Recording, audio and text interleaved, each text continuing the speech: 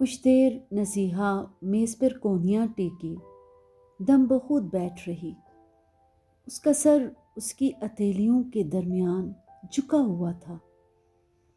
مجھے یہ فکر دامنے گیر تھی کہ اگر اب اس نے رونا شروع کر دیا تو میں کیا کروں گا؟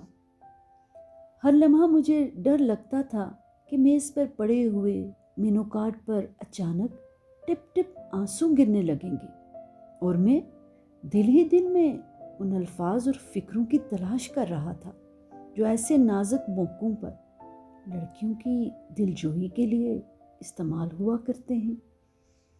لیکن خدا کا شکر ہے کہ نزیحہ نے مجھے اس آزمائش سے بال بال بچا لیا۔ کچھ عرصہ کے بعد اس نے اپنی ہتھیلیوں سے سر اٹھایا تو اس کی آنکھیں بالکل خشک تھیں، سوکھی ہوئی ٹہنیوں کی طرح جو چنگاری دیکھتے ہی بھگ سے شعلہ پکڑ لیتی ہیں۔ اس کا چہرہ تھکن آلود تھا اور اس نے نیم غنودگی کے عالم میں کہا، آؤ ہم بھی کسی دوسرے نائٹ کلب میں چل کے بیٹھیں، یہاں پر مجھے سخت وحشت ہو رہی ہے۔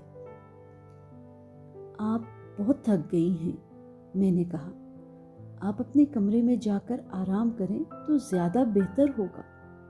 نہیں، میں اپنے کمرے میں ہرگز نہ جاؤں گی۔ اس وقت اگر میں اکیلی رہ گئی تو رو رو کر میرا برا حال ہو جائے گا۔ آپ اکیلی نہیں ہوں گی، میں نے کہا، جب تک آپ کو نیند نہ آ جائے میں آپ کے پاس بیٹھوں گا۔ نزیحہ کچھ دیر سوچتی رہی، پھر بولی، ہمارے ملک میں ایک کہاوت ہے کہ اگر مرد اور عورت کسی جگہ اکیلے رہ جائیں تو ان کے ساتھ تیسرا ساتھی شیطان ہو جاتا ہے۔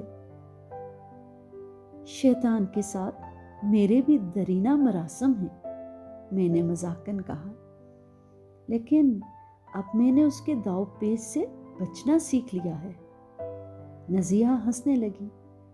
اوپر جانے کے لیے جب ہم لفٹ میں سوار ہوئے تو نزیحہ کے ساتھ رشید مومن کی جگہ ایک اجنبی کو دیکھ کر لفٹ بوائے عجیب انداز سے مسکرایا۔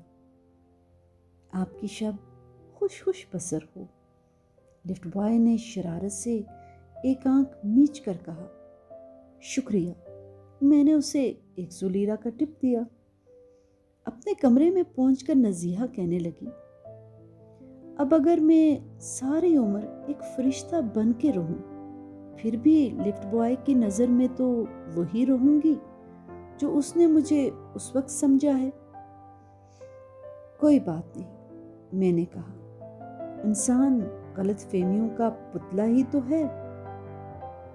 ہمارے ملک میں اسے گناہ بے لذت کہتے ہیں۔ نزیحہ کہنے لگی،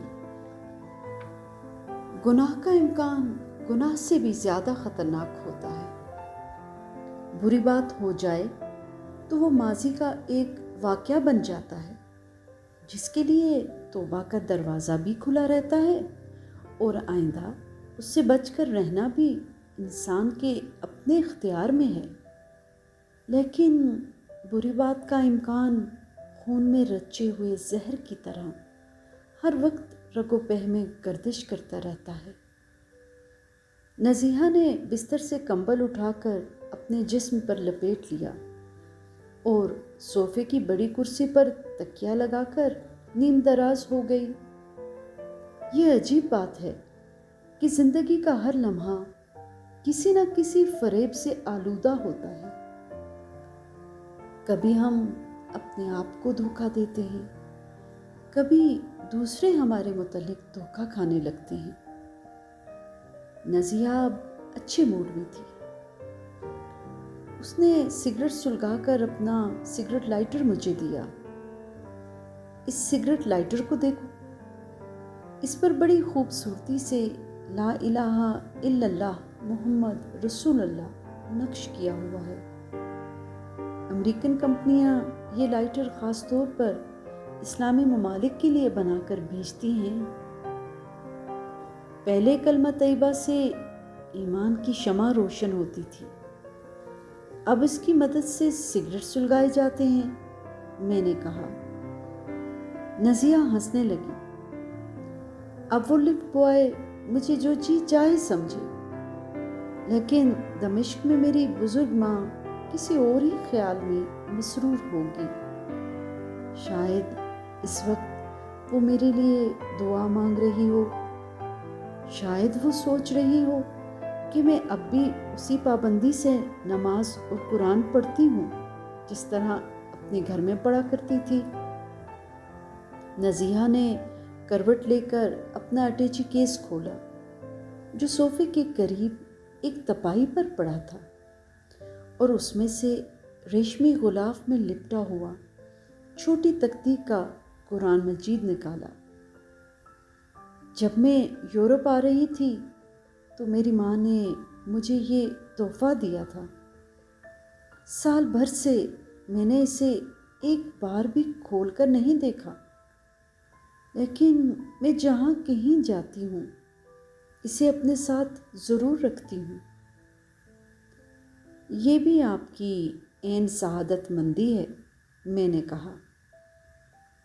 مجھے یہ وہم سا ہو گیا ہے کہ اگر قرآن مجید کی یہ جلد مجھ سے جدا ہو گئی تو شاید میری پیاری ماں کو کچھ ہو جائے گا۔ دنیا کی الہامی کتابوں میں قرآن شریف بڑا مظلوم صحیفہ ہے، میں نے جان بوجھ کر طنز سے کہا۔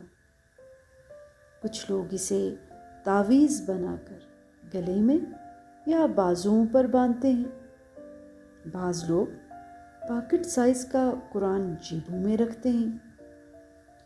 یوں بھی ہر مسلمان گھرانے میں ایک دو قرآن خوبصورت غلافوں میں لپیٹ کر ضرور رکھے جاتے ہیں، خواہ وہ تاکہ نسیاں کی زینت ہی کیوں نہ ہو۔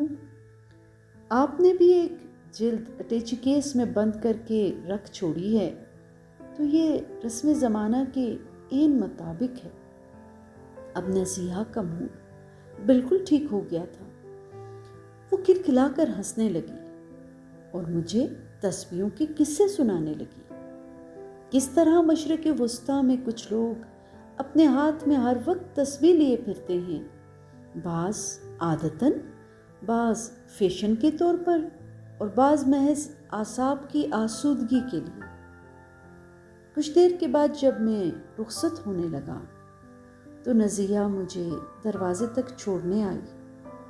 پھر اس نے ہچکچاتے ہوئے کہا، کیا آپ میرے لیے ایک تکلیف گوارا فرمائیں گے؟ بسر و چشم، میں نے جواب دیا۔ نزیہہ کچھ دیر سوچتی رہی، پھر بولی، جب آپ خانہ کعبہ کی زیارت کریں تو وہاں پر فقط ایک بار میرا نام لے دیں۔ یہ تو بڑی آسان فرمائش ہے، میں نے کہا۔ وہاں پر میں آپ کے لیے دعا بھی ضرور مانگوں گا۔